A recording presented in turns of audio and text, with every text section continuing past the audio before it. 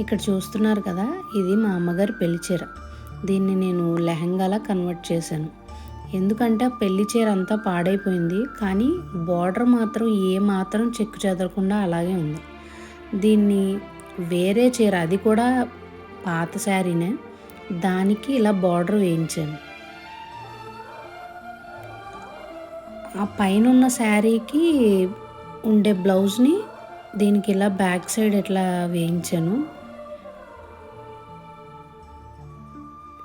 ఇక్కడ కనపడుతున్న చున్నీ ఉంది కదా, ఇది నా ఇంటర్లో ఒక పరికిణీ మీదది.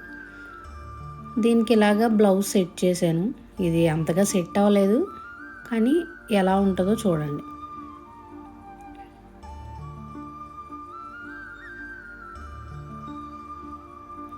ఫుల్ లుక్ నచ్చితే కామెంట్ చేయండి.